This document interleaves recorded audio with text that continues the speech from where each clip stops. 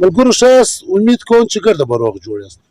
نن چې موږ دا کومه ویډیو جوړوو دا په اپشن کې یو ځوان موږ ته د واده ست کړی دی، نو موږ دورې روان یو. نو دا زما وراره حاجي مالک دی او دا زما وراره مصطفی دی.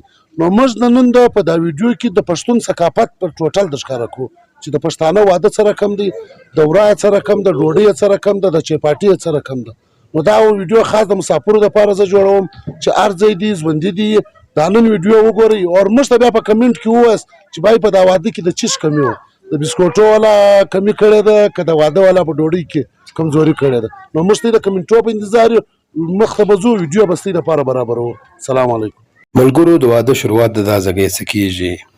زوم دی، د همسایګان دی، د خپلوان دی، وړونه دي، همسایګان، قریبان، عزیزان دا ګرد د سره راسي د ناوې کره او دلته چپاټي کېږي.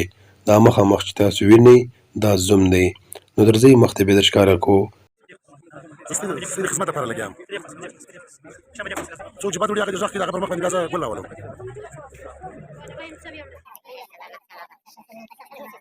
لسه دغه څه وبدنه وي جوس هغه پیژه لپاره جوړول پښتو ثقافت دی.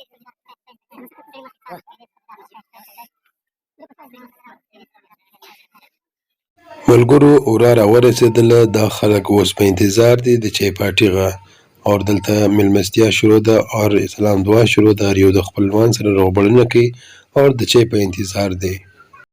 دا د ناوې د طرف څخه زوم ډلې ته چایپاټي راغله. په چایپاټي کې د هر چا خپل وس مطابق خپل سیستم تیاروي.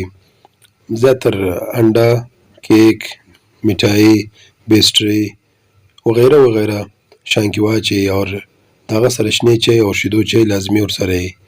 نو د چای بعد بیا نکاح واری دی. دا په تالي کې بادام، پستا، چاکلیټونه واچي د ملاو طرف ته راوړي، بیا د زوم په جیب کې وراچي. دا دوه حاجي صاحبان ناست دي، یو د زوم د طرف څخه دی، یو د ناوې د خوا څخه دی، یعنی وکیلان دي. ګواهي ادا کوي چې آیا زموږ دا رشته قبوله ده نه ده قبوله. یو د زوم د خوا څخه وکیل دی، یو د ناوې د خوا څخه دی. مولوي صاحب ناست دی، نکاح شروع ده. نکاح بعد بیا دعا کیږي.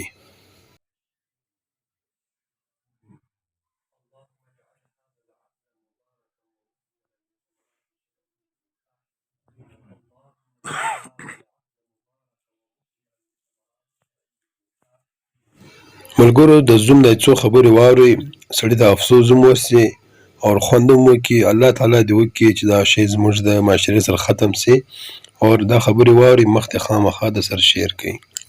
نو ستا دې ووهر مبارک سي واره د واده. خیر شي خیر شي. نو دا زموږ مینوال ته که یو ښایسته پیغام یې ستا په ذریعه باندې چې ور ورسېږي د زوم په خوله څوک دا وزلور کړي. زما پیغام دا دی د علاقې څخه چې د علاقې مشران د ولور ختم کړي. ولور چې دی د علاقې دپاره یو غټ ناسور دی. د ځوانان د پر ټیم ودونه نه کېږي د ولور د وجې. چې د ولور ختم شي د ځوانان به پر ټیم ودونه کېږي. ډېر ښایسته مجلس یې وکړي او پر دې باندې ما ویډیو هم جوړه کړې ده. دا ډېر غټ ناسور دی دا زموږ په علاقه کې. په 15 لکه په 14 لکه ځوان کوزده وکړي او دی په کراچۍ کې مزدوري کوي. دی شکر دی الحمدلله په پوره دې پیسې لري هر څه لري پر ځواني باندې واده وکړي. مګر موږ په علاقه کې دی ځوانان ناست دي چې د هغو 15-16 کاله د کوزدې کېږي او ولور یې نشي برابرېدلی. الله دې ستا پر خوله امین کړي او دا مشران څه موږ دا خواست چې باید دا ولور دندې پرېږدي دومره وکړي چې باید دا سړی خپل عزت را خوندي کړي او خپل کور جوړ کړي.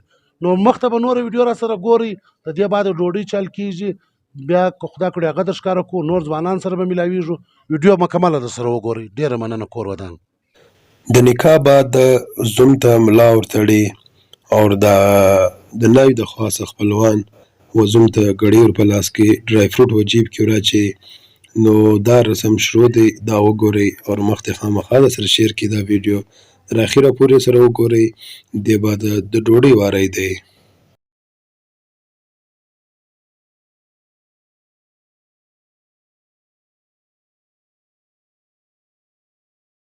اوس واری راځي د زوم خواته. دا د زوم کور دی او دیګونه پر باندې دي، مشران ورته ناست دي.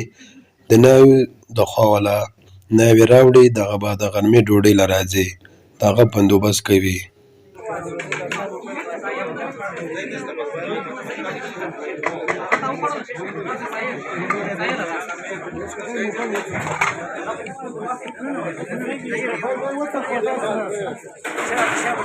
شو دیګ ور رالس کا دا د روشو دیګ دی دا دال دیګ دی دا دال دی دا قبله دی دا عثمان دی راځي به ډکوي سره ډکې